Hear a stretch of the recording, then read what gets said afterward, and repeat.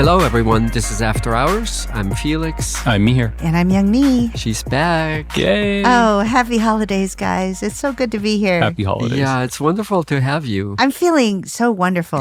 Although I hear I missed a pretty good time yesterday. Oh. I got to tell you, the Felix Christmas party is becoming an institution. It was spectacular. Really? Yeah, just the food alone. I mean, the cheese, the charcuterie. I mean, it's crazy. This is a host. And of course, Lisa as well. I mean, they're just the hosts with the most, is all I have to say. The host with the most. What is impressive to me about the Felix holiday party is how long it goes. Because people come and go. So from beginning to end, Felix, how long does it last? So we start late afternoon, and I think 8-9 hours is probably typical. Some people just like to hang out. Yeah, the Europeans. The Europeans right? typically, yes. That's actually a fairly reliable way of meeting Europeans. Go to any party and see who is it who doesn't know when to leave. You'll meet lots of Europeans. Oh, fantastic. Well, it's a good way to close out the year. Yeah, so thinking about 2022, I wanted to hear a little bit about what you liked, what you didn't like about the year. Do you have ideas? Oh, yeah. Oh, yeah. So 2022 it is.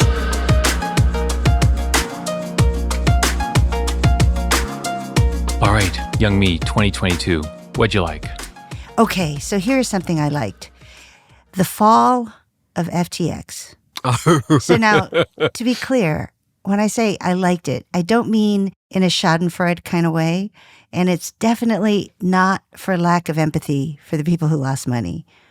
But I do think in many ways, this is the best thing that could happen for the future of digital currencies. And the reason I say that is for a couple of reasons. First, I liked that it happened at a very early time in the industry's history. Remember, 5 years ago, most people had never heard of crypto. So these are still the early days. And because of this, it felt to me like a largely self-contained implosion. And by that, I mean the world of crypto, even though it's very internally incestuous, it's still pretty disconnected from the established legacy financial system.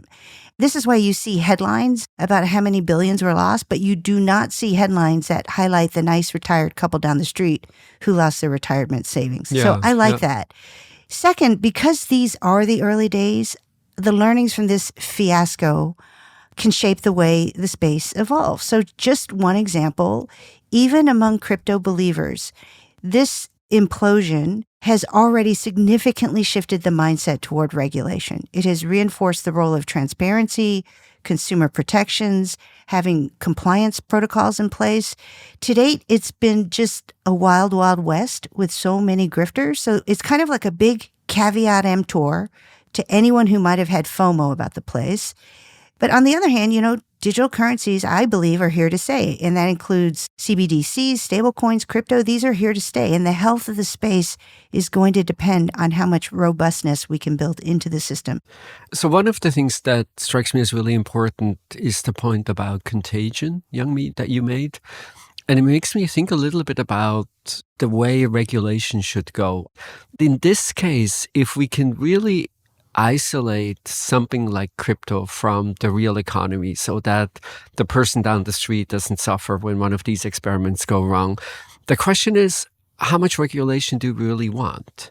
If we know that it's the Wild West, and if we know there's a lot of innovation, there's a lot of questionable activity, but in the end, it's very much unconstrained, that might actually be the better mix than, say, trying to make the crypto world very much like the regular financial markets, in which case there's probably going to be less innovation, less really interesting things. The one thing you said, Felix, that I agree with is to the extent that a regulatory regime does emerge out of this, it can't be a replica of the existing regulatory regime. I completely agree with that. And I even think that within the world of digital currencies, the way we think about central bank digital currencies is very different than the way we should think about stable coins, which is very different from the way that we should think about crypto. So I agree with all of that.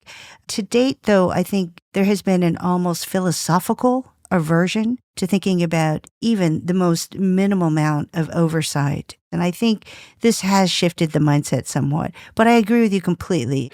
I totally see where you're going, Youngme. In fact, it's kind of related to one of my big things I loved about 2022. Although rather than think of it as something contained, I kind of would broaden it out. So a year ago, we were sitting at a point where Bitcoin was at 50,000. Facebook had just transformed into Meta. The NASDAQ was at 16,000. And to me, this year is about, maybe unsurprisingly, the end of this crazy period, the end of magical thinking. And so I feel like you that it's horrible to see that happen because there's blood in the streets and that's terrible. But it's a great relief to those of us who felt and continue to feel like none of that makes any sense to see some return of sanity. And I think that kind of magical thinking has infected so much. And FTX and crypto is one example of it, but it ran through the whole economy. And so for me, the thing I loved about 2022 was for too long, we were living in this artificial world. And it feels like the beginning of the return to normalcy. And I loved that about 2022. So can I push you on this, Mihir? Because I have been thinking about this quite a bit, and I can't decide if I agree or not. And here's why. It feels like the pendulum has swung back, for sure. But I'm not sure I'm convinced that this is the new normal either. In other words, to the extent that we were living in a somewhat artificial environment as a result of low interest rates, this too feels like an artificial environment in the opposite direction, where you have the Fed, is absolutely determined to bring asset prices down. And so this too feels unnatural to me. And so I wonder if, in fact, the normal is somewhere in between these two. Yeah, that's a great question. To my mind, I don't think so, in the sense that I don't think the Federal Reserve is interested in bringing down asset prices. I think they're interested in controlling inflation. And the collateral damage is these crazy asset prices that we've had for the last 2 to 3 years. And it's a return to the things that matter, like earnings and like cash flow. Mm-hmm. So I think of this as the beginning of the return to normalcy as opposed to a temporary thing. But we'll see. I know there's like a heated debate about this, but my sense is it's just the beginning of the return. I have an observation about the macroeconomy as well. And some of the news that I loved the best was just to see how much progress low-wage workers made this particular year. And it's not only those in the lowest deciles of the wage distribution, but you can cut and slice the data in any way you want. And it's the most vulnerable groups that have made the biggest gain. So for instance, on average, we have 4 or 5% increases in wages. In the lowest decile of wage earners, it's 7-8%. In fact, roughly 40% of low-wage workers have had increases that even exceed inflation, even though inflation was pretty high. And so it's been great for people with not that much education. Maybe the strongest effect that we see is for young workers relative to middle-aged and older workers who have made a lot of progress. So you can slice and dice the wage distribution any way you want, and it's just really fantastic news. Even if you were of the view that, but inflation hurt most people, ate most of the wage gains. If we really care about income inequality, seeing that low-wage workers make more progress than everyone else in the distribution of income, that's a really important argument. So I think the labor market, all in all, has been really fantastic news for the most vulnerable groups. And Felix, this feels like this thing is here to stay in the sense that, at least on the ground, it feels like the competition for hourly workers continues to be really, really strong. Yes, that sounds exactly right to me. And I would say 2 things have changed. One is this observation that there's a really hot labor market for hourly workers. This observation that the very best way to participate in these wage increases is to change jobs. Mm-hmm. And so you can think that competition overall has heated up. And then there's also something a little bit about the mindset. I don't know if you remember, but the 3 of us had a conversation about minimum wage in Seattle. Mm-hmm. And we debated at that point in time, $13 is maybe okay, but $15, oh my God, we're so worried how many jobs it will destroy, and it's just completely irresponsible. I think the conversation has shifted so much. So true. There I see an openness to thinking about higher wages that definitely the three of us didn't really have it. And I didn't really see it among executives a couple of years ago. So true. Yeah, I think this is fascinating. And I totally agree, Felix. It's something to feel fantastic about, especially if we think that they have not been eaten away by inflation. I'm curious what you think of as the causes for this. I could come up with maybe three. One might be there is news of increased unionization efforts. So you could view this as being a reflection of that. You could view this as a reflection of what you just mentioned, which is maybe minimum wage laws. Or you could view this as a reflection of a strong tide lifts all boats, which is just a very strong economy, very robust labor markets. I tend towards that latter explanation. Yeah, I completely agree. I think it's one of the puzzles a little bit about the current times. You open the newspaper and you think we're in free fall. And then you look at the data and you say, oh my God, we have such an incredibly strong economy. In fact, our only problem is that we probably overheated the economy with all the additional government spending and then the super loose monetary policy on top of that. But the general mood is not one of we're living in the best of times. And I understand that is in part driven by quickly rising prices. So when I go to a restaurant, it's now really hard for me to say if it's an expensive place or not. Because I'm looking at much higher prices and I don't know, am I looking at inflation or I happen to be at an expensive place? So I can sort of understand the disorientation that comes from a period with quickly rising prices. But at the same time, the fact, Mihir, you're exactly right. It remains true. The economy is in excellent shape. And if you look at it decile by decile by decile, and you find that the four lowest deciles of workers have wage increases in excess of inflation, I think that is just really something to celebrate. And the only sad thing is that we don't. Yeah. Okay, so I have something else I liked. I liked the quiet, effective CEOs. I know the media loves to write about loud, blustery CEOs. Interesting. I am so tired of the media obsession with Elon Musk. What I liked about 2022 is that, in fact, if you look closely, there were so many business leaders you could point to who just seemed to be putting their heads down quietly and trying to do their jobs, uninterested in drawing attention to themselves, just focused on trying to be effective during some really challenging circumstances. So Satya Nadella at Microsoft, Brian Chesky at Airbnb. If you look at Tim Cook at Apple, he's actually kind of in the middle of a firestorm right now. The vulnerability of his supply chain, the high take rates and the controversies around the commissions in the App Store. And this is the year they're pushing into wearables and headsets.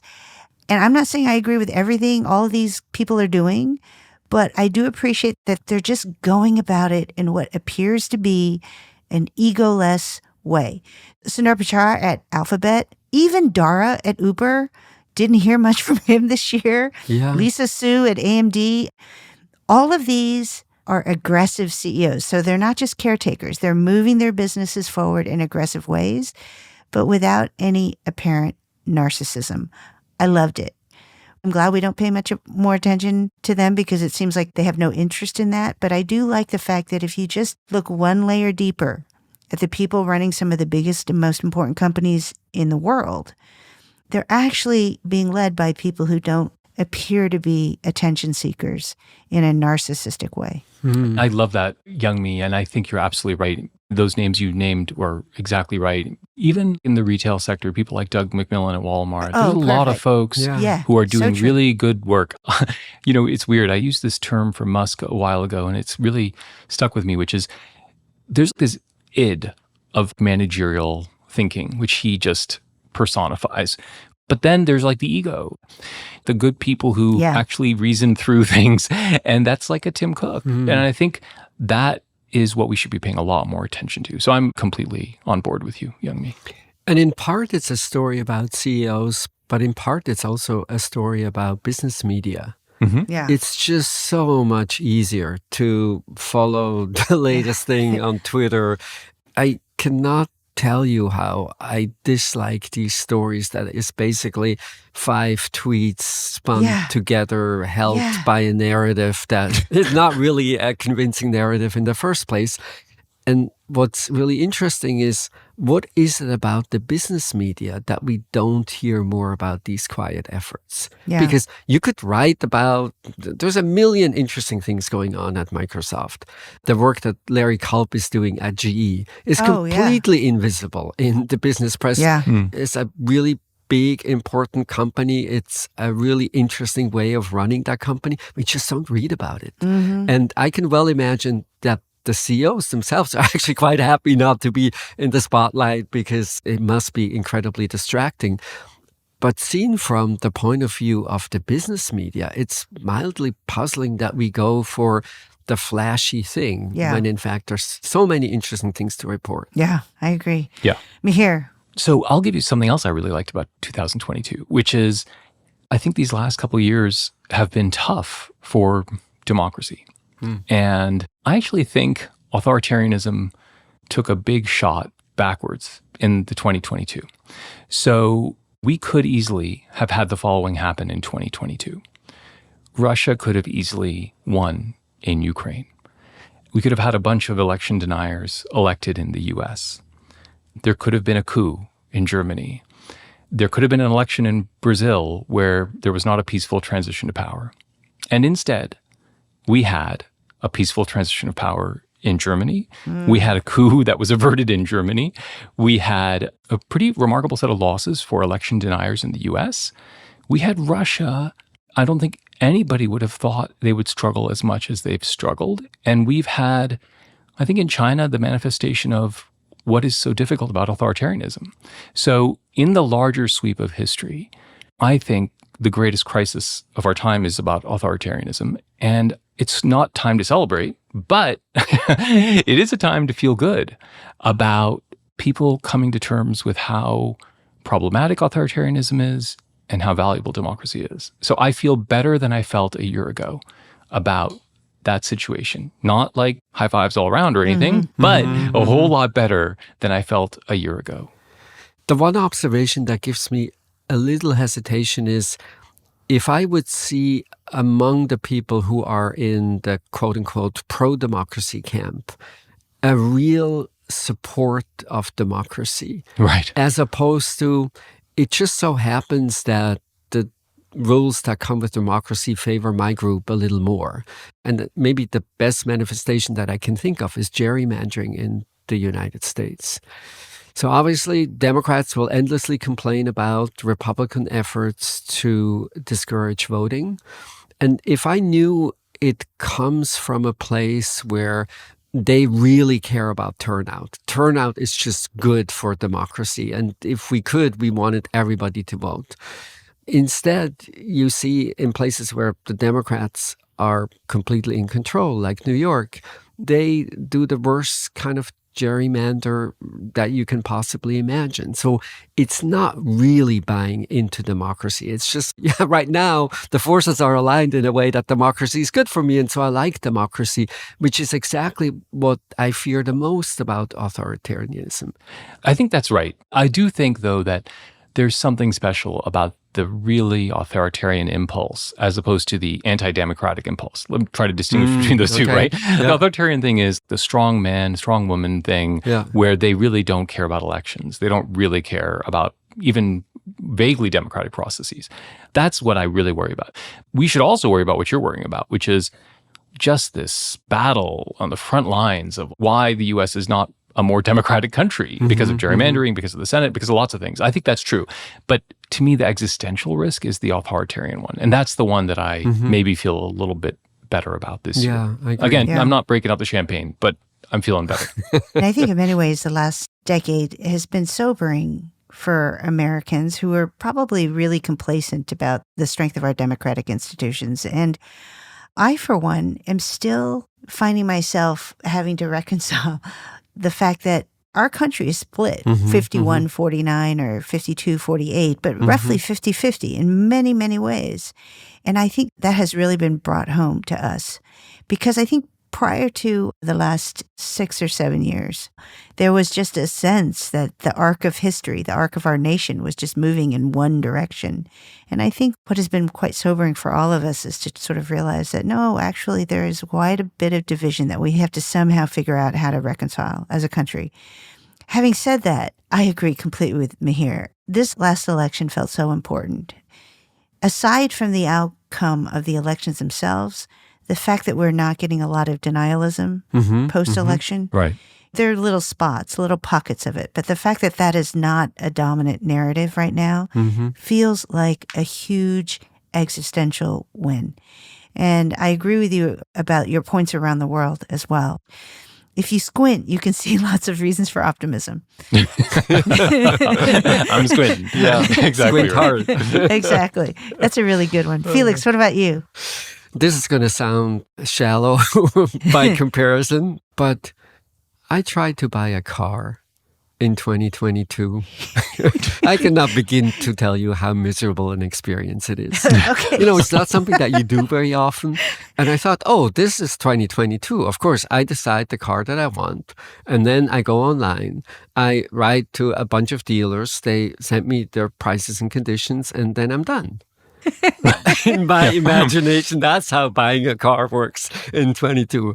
And I can tell you, it cannot be more different. In fact, what was maybe the most remarkable thing was how everything that was wrong with buying a car in the real world, when you actually went to a dealer, they transferred everything beautifully into the online world. So for instance, I happened to be abroad when I test drove the car that I was most interested in. So I knew everything. I knew the car that I wanted. And so it was literally just me writing to all the dealers in my neighborhood and asking, do you have it? And how much is it? So the first thing you'll see is they're super fast at responding. Like your inbox is full for weeks. None of the responses have remotely anything to do with what you asked them. And in fact, even after, I would say maybe 2 months of trying really hard, I have failed to get a single firm quote for the car that I was interested in. Are you serious? Frankly, it's in the end a little sad to see that an industry totally failed to make use of a new channel that they had. First of all, I'm so sorry this happened to you. But secondly, I was in the airport recently in the new LaGuardia. And, it's interesting. It's completely different now. Let's say you want to grab some food. There's kiosks now. You don't order verbally. Everything has been completely transformed. And then when I got to my destination, I had to go rent a car. And it was like being catapulted back to 1970. And so it's like we're living in this world where there are some parts of our commercial lives that have become very efficient, very streamlined. And then there are other pieces of our commercial lives that have just become completely inefficient, continue to be filled with friction. I don't have an explanation for it. Well, I too, Felix, I'm sorry. Well, there's pent-up demand in the economy, right? So Yes, Well, that's what I'm exactly. curious about, right? Like, so one question for you is, because the auto market has been so crazy for the last 2 years, is this just somehow about seller power? And second question is, did you ever physically go in to any dealer? it's clear they're trying very hard to move you back to the sales channels that they're most familiar with. I see. And I think that probably has to do with this negotiating power. Yeah. You would also get 2 levels of email. So you would fruitlessly email back and forth with the salesperson. And then maybe after a week or so, you would get the manager's email. And the manager would ask you if the salespeople have done a good job. But my sense is the salespeople are so constrained in what they can and cannot do, it's impossible for them to do a good job. And I loved your point, Youngme. You even see it in B2B software now, where what we like and don't like is so informed by the best consumer apps. Yeah. So that many of the cumbersome B2B software is just like, people look at it, it's like, what is happening here? Because you're used to best-in-class experiences. And instead of being inspired by what's possible today, it is a little disappointing to see that the dealers haven't really taken advantage of all the opportunities that exist in this new channel. Can I go on a consumer rant now too?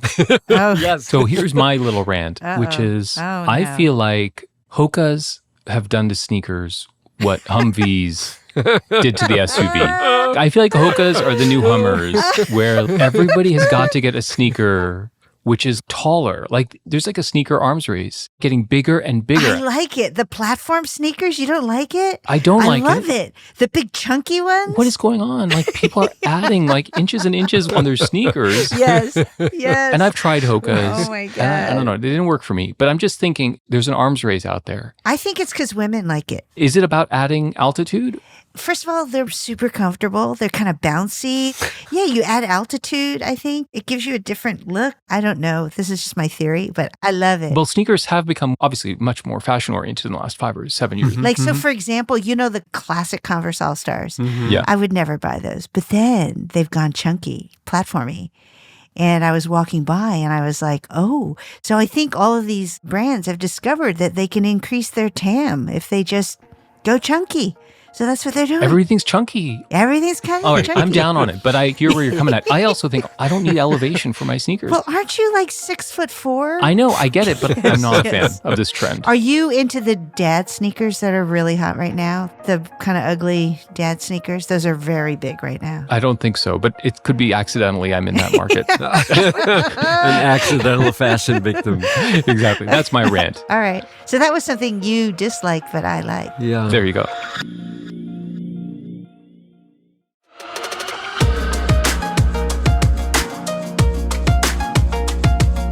Okay, so I can give you something I liked and disliked. At the same time. Mm-hmm. Great. I like and I dislike the evolving workplace norms that emerged in 2022.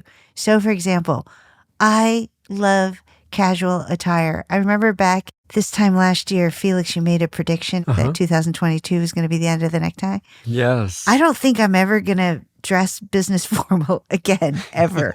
I love this so much. I also love that we can now be a little bit more thoughtful about whether we need to do meetings in person. Some things you actually can do via Zoom. What I don't like is I see a lot of companies and employees being knee-jerk in having a point of view and making blanket statements like, we need everyone back in the office, or I'm never setting foot in the office again.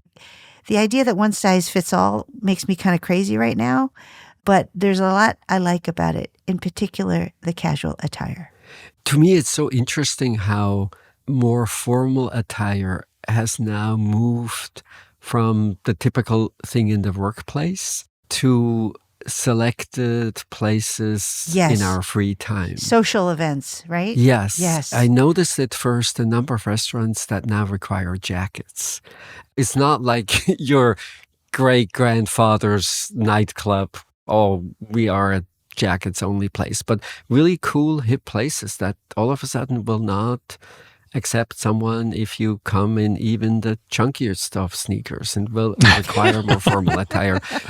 I was recently at the Symphony and I noticed the mix of people who dress up completely changed. Used to be, I don't know, maybe 50% jeans, 50% a little more formal. Now I think it's more like 70-30, 80-20 or so. Yeah. And I love this, like this observation that it's not uniform-like and you have to look that way because you're going to work, but you're choosing to celebrate particular moments in life. Yeah. You're doing something special and then you dress up and then it's really fun.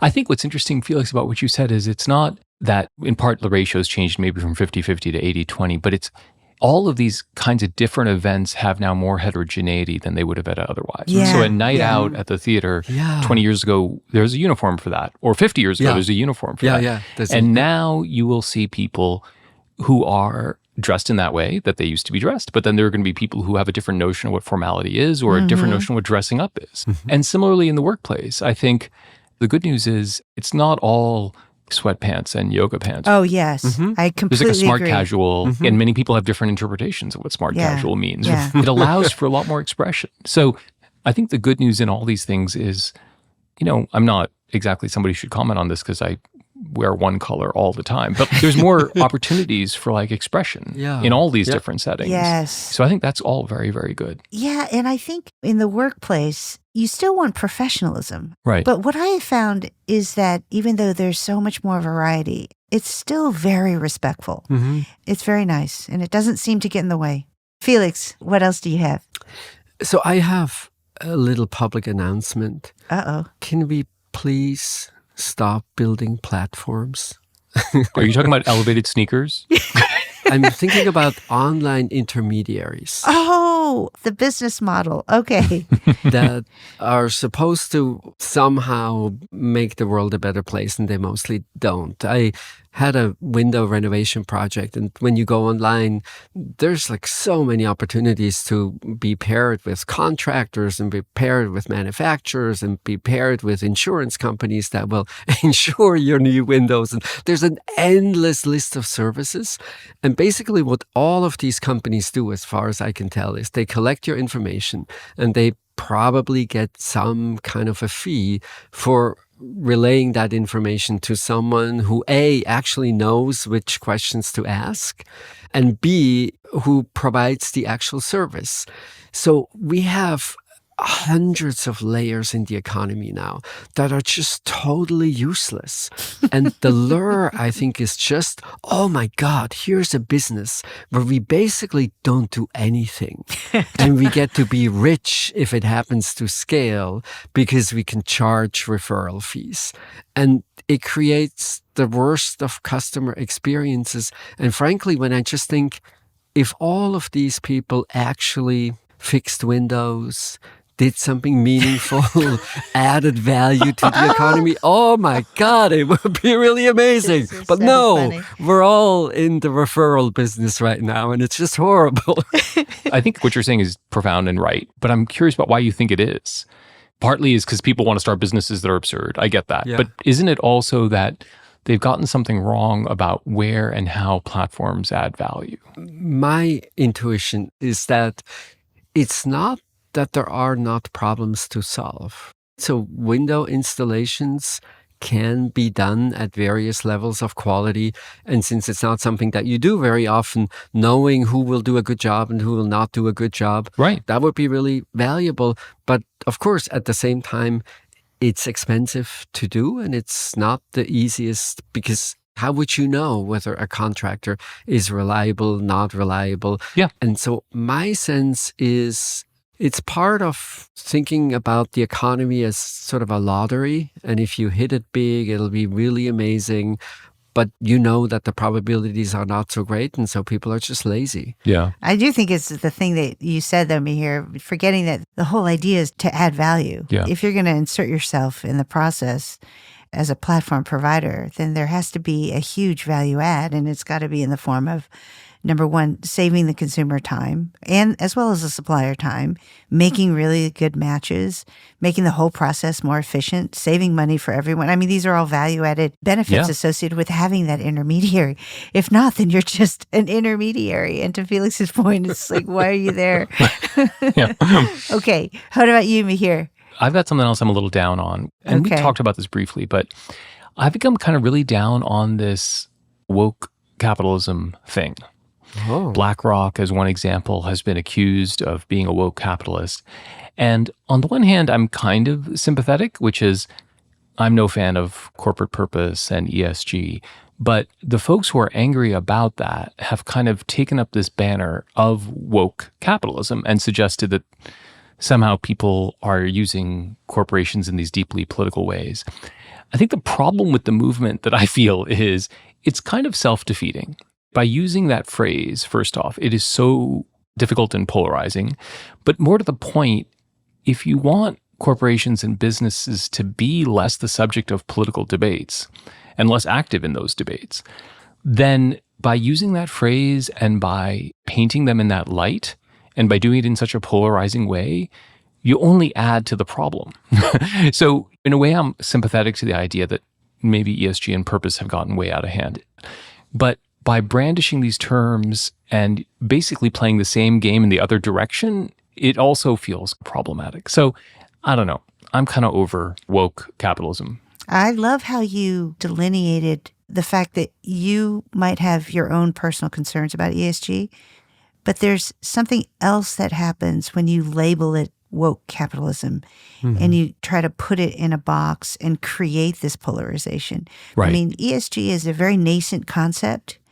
And the way we're implementing right now, it's kind of all over the place. And we can have a conversation about to the extent that it's productive or counterproductive. And I think that's a really healthy conversation for us to have. Exactly. But when you try to label something, oh, that's woke capitalism, put it in a box, you're trying to end the conversation. And you're trying to say, you're either on that side or you're not. Exactly. It's really counterproductive. And I think that there are a lot of companies that are earnestly trying to do the right thing, and not in a crazy way, but totally. in a sensible way, in a socially responsible way. And they're trying to thread some very difficult needles, and it doesn't help when you're trying to label things one way or another. I like that one. Felix, what else you got that you like? I had this one moment in March of 2022 that was magical, and I think I will not forget it for a very long period of time. Was that when we taped that episode? That must have been one of our tapings, Felix. Yes. That might also be true, although will not forget for a long time. I'm not so sure. Sorry, Felix. It's right after spring break, and I taught one of the first year classes in the MBA program, and we were allowed to take off the masks. And I thought, well, no big deal. I know everyone. We've had conversations for the first part of the semester. And then taking off the masks was just absolutely magical. People laughed. People responded differently to each other's comments. And it was just this really wonderful reminder of just how rich human communication is outside what we say to each other. And one of the things that was interesting for me was I completely underestimated it. I had such a diminished functional view of what conversation in the classroom is. And then it just reminded me of how totally wrong I was about what it means and the meaning that gets transported among people who like each other and cheer each other on and want to have a good time. I got goosebumps right now. And this is why end of the year is such a good time, because you also have reminded me of something very similar that happened to me, which is the first time I taught without a mask. I also was just overjoyed, and I remembered why we went into this career in part, right? Like it was just such a special time, and I'd kind of forgotten that. And so I'm so glad you reminded me of it, because when we were teaching in masks, frankly, I was fine with it. It was okay. It was okay. Yeah. It was Yes, fine. It was totally okay. But then when you lose it, you realize just everything you said is exactly right. Absolutely. I totally agree too. That's a nice one. Yeah. Do you have one more, Youngme? Oh, I have one more. Here's something I liked, but also kind of terrified me in 2022. The glimpses of the future we got this year from OpenAI. So OpenAI is a research lab pushing AGI, artificial general intelligence. Yeah. Released 2 betas. I'm sure you guys saw 2 betas this year that blew my mind. So the first was DALL-E. Yeah. By the way, for our listeners out there, if you haven't tried these 2 betas, you should go sign up at OpenAI and just play with them. They're incredible. The first is DALL-E. So this is an AI system that generates original art just from a natural language request. So you can say, hey, show me an image of a piece of furniture in the shape of a banana or something, but rendered using a Picasso-like style or something like that. Or you can say, give me a Van Gogh-like painting of a Harvard Business School professor drawing an equation on a chalkboard. I mean, it's crazy. It's fabulous, yes. The second one, you guys have tried ChatGPT, haven't you? Yes, of course. Oh my God. That's crazy. Have you had long philosophical conversations with ChatGPT? I mean, it's astounding. It's just astounding. It is a It's astounding. chatbot that uses leading edge AI. You can have a conversation with it about anything. It can produce text or answers on command. Mihir, you should not let your daughters go near it when they do their homework. I agree. Because you can say, write me a 2-page essay comparing these 2 works of literature. Yeah. And it will just spit it out. Produce something fantastic. Yeah. One of the most remarkable things is I would ask different questions, like give me a list of M&A targets, like those kinds of things.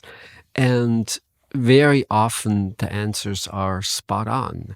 Or like, do you think there is excess supply of office space in the United States? And the answer you get is just unreal that a machine can answer. But then what I also found is if the answer is profoundly wrong, It But it's also super sounds confident. very convincing. Yeah, super confidence. It's almost like a person with no filter.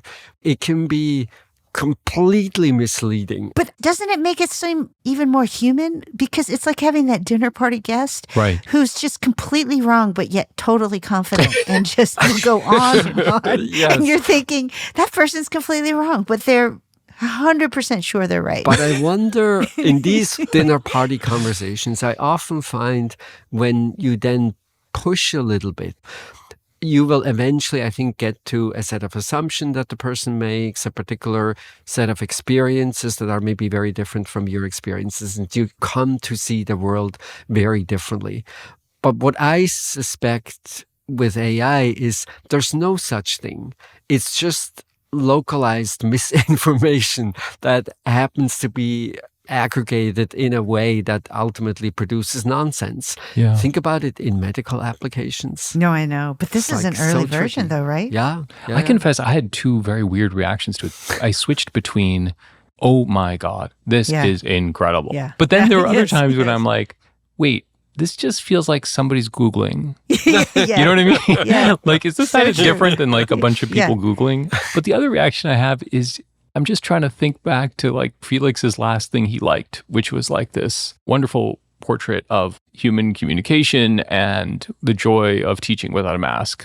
And this time that we are all spending with ChatGPT, where we're like amazed at the humanity of this intelligence. And I don't know, there's so much of a contradiction between those two experiences. So this is why I like it now, but maybe I don't like it. I don't know how I Right. feel about it. But I was thinking about 15, 20 years ago, one of the reasons Google, and to some extent the iPhone, transformed our lives is because they gave us access to digital information in a very organized and coherent way. Right. Since then, so many consumer innovations of the past decade have all been built on top of that basic functionality. So let's build a social network based on that digitization, or let's build a mapping system, or let's build an e-commerce system. And I think with ChatGPT and DALL-E, it feels different because you're not just organizing digital information, they're actually producing content. And so now if you imagine, let's say, a decade of new applications built on top of this fundamental technology, Yeah, that's interesting. I don't even know how to think about that. Yeah. I think about that. That's when I kind of freak out a little bit. Yeah. Yeah. Where's this going? Because OpenAI will take it so far, but it's the stuff that's built on top of it that I think is going to blow our minds. The other element that I find so interesting here is that these two advances don't come from the largest and richest organizations in the economy. In so many ways, you always think, well, AI is sort of a game for the big guys who have unlimited access to data, who can throw thousands and thousands of research scientists at a particular problem. And here you have a modest-sized outfit Yeah. that basically does amazing work. So part of what I loved about the story is that it didn't come from Microsoft, that Yeah. didn't come from Apple, that it Yeah. came from another organization. Yeah. Did you guys know it could create poetry even? Oh, no. I fear the worst. So right before we began taping, I went on and I asked it to produce a poem about after hours. You want to hear it? Okay, this is what it spit out. Oh, God. Introducing After Hours, the podcast with flair, hosted by 3 professors, each with expertise to share. There's the finance guru with numbers flowing through his veins. He'll make you groan with his jokes and puns while still making you think about everything. There's the strategy whiz who bursts with insight and wit. He'll have you chuckling and learning at once. It's all a perfect fit. And then there's the consumer junkie. She knows what makes people tick. She dishes advice on branding and marketing and how to make your products stick. So tune into After Hours and hang out with this motley team. Listening to this podcast is sure to make your day dream. Oh my God.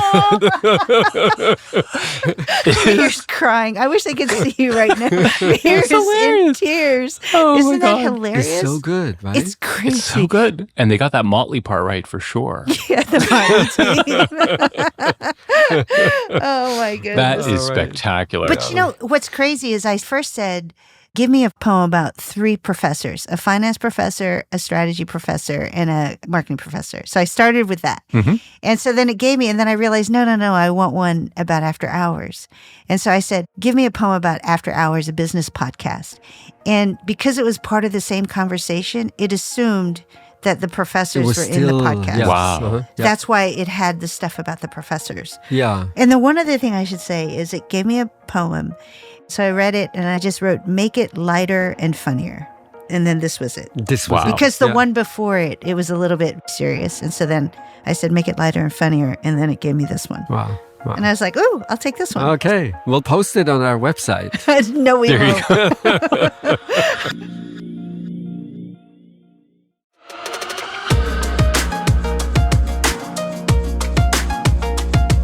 Okay, recommendations for the end of 2022. Felix, what do you got? I have a book that I just finished reading that I absolutely loved. It's by an author I had known before, Chimamanda Ngozi Adichie, and maybe best known for Half of a Yellow Sun. But this is an older book of hers called Americana, and it's the story of a Nigerian person who moves from Nigeria to the United States and then experiences the United States as a Black person in America, but also as a Nigerian in America. And much of the story revolves around these 2 parts of her identity and how they relate to what happens in the United States at this period of time. And what I found absolutely fascinating is, as a person who moved from somewhere else to the United States myself, there was always this interesting contrast. Some of the things that you will experience in America today, you only experience when you're Black. And it's really race. And for her and for the person in the book, everything is reflected as a function of her being Black. But I share many of the experiences that this person has, even though obviously race is not the underlying cause. So Yeah. for instance, and I think everybody who moves to the US will notice this, you have to be really exuberant in your use of language. Right. You have to say wonderful and spectacular and amazing all the time. And so she Yeah. talks about how the use of English in Nigeria is very different from the use of English. And of course, they're like, oh, yeah, I went exactly through that same thing. That's like, oh my God, all of a sudden everything is wonderful and amazing and terrific. And it just made me think a lot about which part of our experiences really reflect the kinds of things that we think they reflect. Maybe it's the more salient part of our identities, and which parts just have to do with different countries or different places. A really wonderful book. I've heard others talk about, and I've read reviews of this book, and no one has described it the way that you just did, Felix. I think you might love it. Mihir, I'm sure you've read reviews of this book. I've never read the books, but Yeah, she's neither gotten have a I. lot of attention, and it's a good Exactly. reason to kind of actually take it up. That's great. Yeah, you really Yeah. did sell it. Oh, fabulous. All right, so Youngme, what do you got? So, you guys, recently, Christine McVie passed away. Oh, Yeah. So, for Yes. anyone who is of our generation, she was, of course, a seminal member of Fleetwood Mac. And I just grew up listening to Fleetwood Mac. I had a poster of them on my wall when I was young.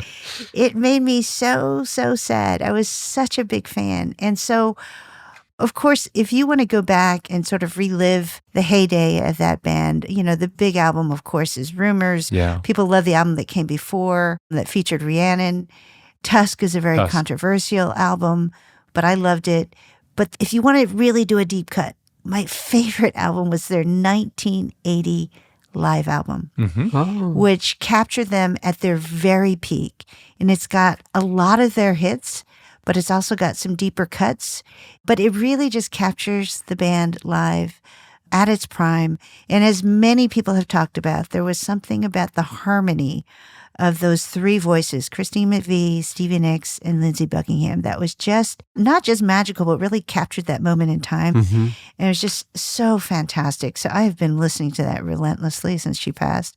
That's my recommendation, that 1980 live album from Fleetwood Mac. Wonderful. I have to say that Rumors album is the one I remember the best. Oh, yeah. But I also have this weird memory because at the time I was like, I don't know, like 10 years old. And it came out at the same time as Talking Head 77. Oh, yeah. I don't know. And I remember I said this thing to my brother and I was like, it was probably the most brilliant thing I ever said, which was the Fleetwood Mac band, they all look so weird, but the music is so normal. And the Talking Heads band, they all look so normal. The music is so weird. For a 10-year-old, that is very insightful. Wow. Yeah. That is so true. It's been all downhill Oh my since God, then. Yeah. that was true. Well, that was a good era of music. My God. Yeah. Wasn't it? I mean, all that music. That was, Oof. it was. Okay, what about you, Mihir? So, immediately when I think about the phrase accessories, I think of something that's optional, something that's extravagant, Yeah. something that you don't need. Yeah. But I'm here to tell you that the key to surviving any winter is a great scarf. True. I was recently gifted a wonderful scarf by my daughters. And I got to tell you, if you have a good scarf, you don't need a coat. You don't need anything. A good scarf that allows you to feel warm.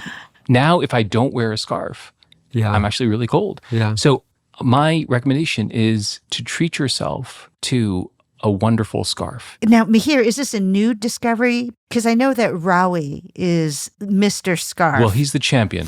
Although he wears a scarf like all year round, as far All as I year remember. round. Silky kind, Yes. preferably. This is like a right? winter. I don't Yes. think Robbie's scarves are about heat. Yeah, exactly. I can wear a sports coat and a scarf, and you're in great shape. Yeah. You don't need to Wow. be any warmer. And then it's just the ultimate winter thing. And I've only discovered this, frankly, over the last 5 years. I never cared about scarves. And now scarves are the best thing. Yeah. And I have this strange day in the spring. For the first week when you go out and you don't wear a scarf, Yes. you feel like you're underdressed, even Yeah. though nothing to do with temperature. And your neck feels naked. Yeah, it's really strange. Totally. Well, I have to say that you guys look good in scarves, Ooh. both of you. Thank If you. I were to be honest, Rawi Yeah. is at the top. Yeah. So no one reaches Rawi heights when it comes to fashion and scarves. But I would put the two of you right underneath that. Oh, fast followers is what we call it. I think we need a ChatGPT poem about Rawi and scarves. Scarves. Absolutely. So that was so fun, guys. Have a good holiday. Have a good holiday. So this was it for today. Thank you for listening. After Hours, a podcast from the TED Audio Collective.